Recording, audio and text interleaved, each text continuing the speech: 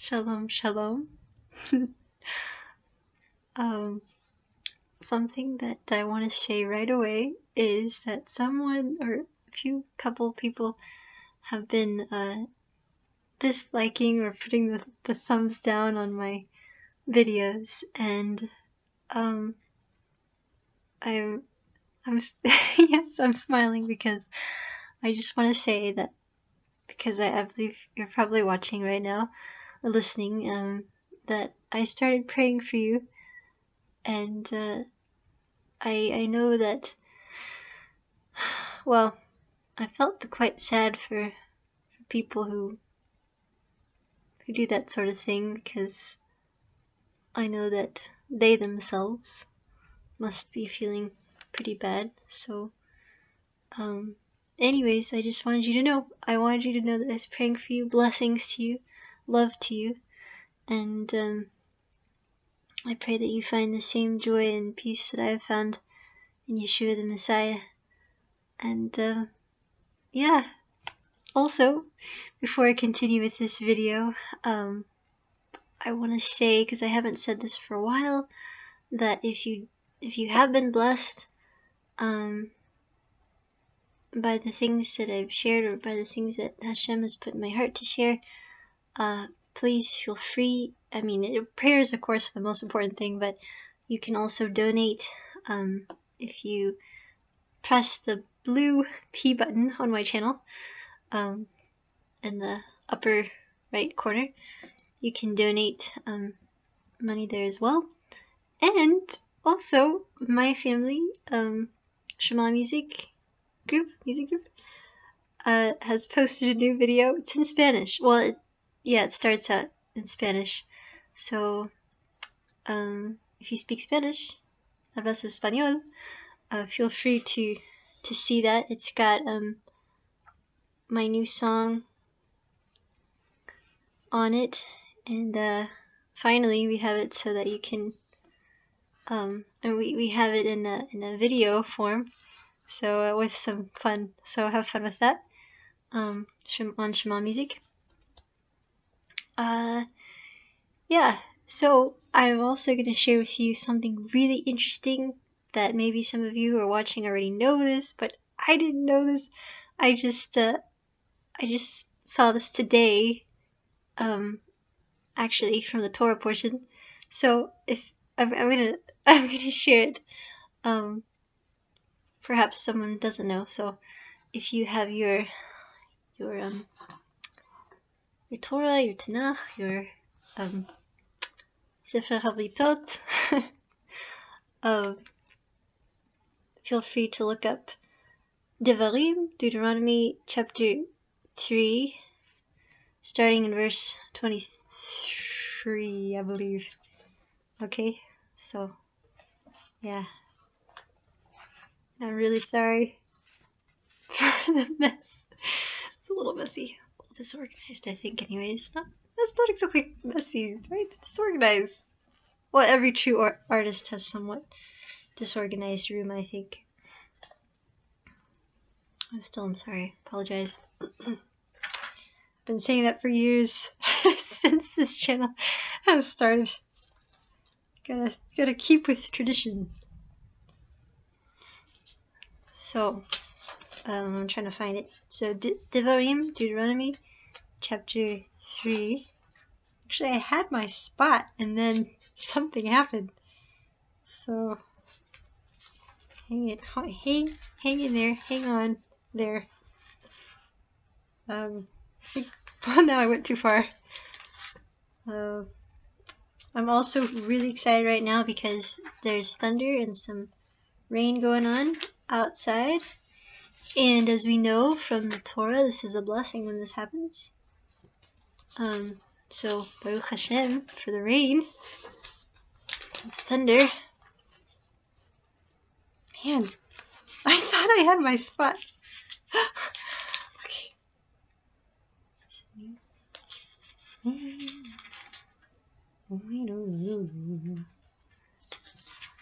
La la la la la. Oh no. I thought like the thought the battery went out or something. Okay, I think I finally got it. I'm missing my chair, so that's why we're in this position. Here we are. Okay, so what I wanted to share with you is if you see, and you also, okay, I forgot I should say this, that you'll have to see this with Hebrew. So if you don't have a Hebrew Bible, maybe look up online, Hebcal.com or something, to see this, because this is really interesting. So if you look in the Hebrew, though, at Deuteronomy, Devarim, chapter 3, starting in verse 23, at least in the English, it starts out saying, "Then I pleaded with the Lord at that time, saying, O Lord God, you have begun to show your servant your greatness and your mighty hand. For what God is there in heaven or on earth who can do anything like your works and your mighty deeds? I pray let me cross over and see the good land beyond the Jordan, those pleasant mountains and Lebanon." So before I want to read to the end of that part, but before I read the rest of that, in the Hebrew it says, "Va'etchanan el Adonai be'et lemo Adonai," and then this is what's interesting. So we have what I first was going to read as, there's the sacred name, which we say Adonai or Hashem, or we don't know how to say it exactly, although there's definitely lots of people groups out there who believe that they know exactly how you say the sacred name. And I've said this before in videos that I'm not one that's going to argue with anybody for how they say it. I mean, there's no I can't find anywhere where it says you cannot say, this way or that way, or it has to be said this way or that way. But for me personally, I don't know how it's said, and so I feel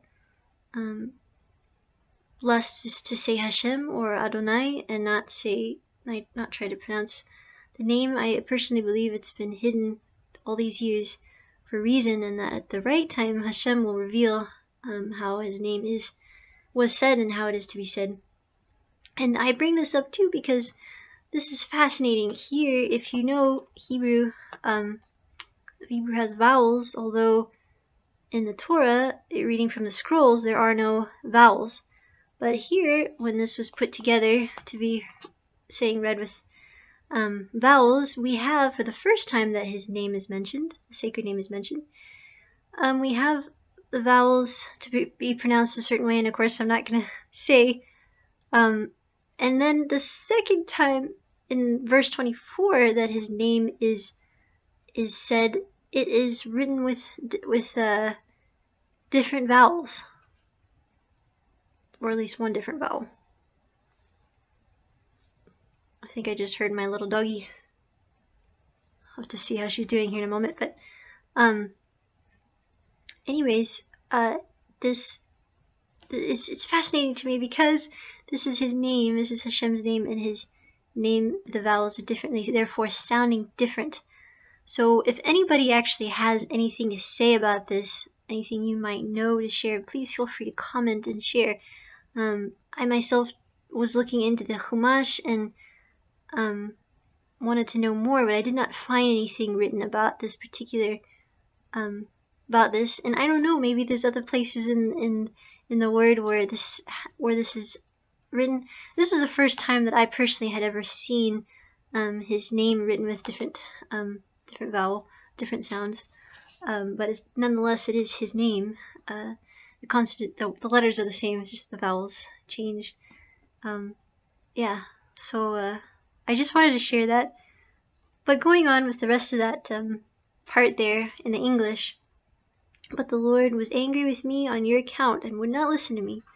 So the Lord said to me, enough of that, speak no more to me of this matter. Go up to the top of Pisgah and lift your eyes toward the west, the north, the south, and the east. Behold it with your eyes, for you shall not cross over this Jordan, but command Joshua and encourage him and strengthen him, for he shall go over before this people, and he shall cause them to inherit the land, which you will see." So we stayed in the valley opposite Beit Peor. Beth Peor. So, I used to think that the reason why Moshe wasn't permitted to go into the land was because of how he struck the rock and all that. But this is also really beautiful here in that he says, on their account, on the account of the people of Israel, the people of Israel are allowed to go in. This is very much a very messianic perspective of the Messiah, because Moshe, he does not go, well, he gets to see the land, does not get to go into the land on account of the people of Israel. And it's beautiful. I mean, of course, it's sad because Moshe obviously has been leading the people all this way and he doesn't actually get to go in. But it's beautiful because it's after then this that the people of Israel enter, and we know how they have griped and complained all this time. But this is Hashem's plan, and it's a very beautiful, symbolic picture of Mashiach, Messiah, as he took our place for the sins that we have committed. Baruch Hashem. I mean, so that's what I had to share. That's what I have to say. Blessings to all of you. Shalom, shalom, Shavua Tov. I love you all very much. Thank you for prayers, and blessings to all of you. Shalom, shalom.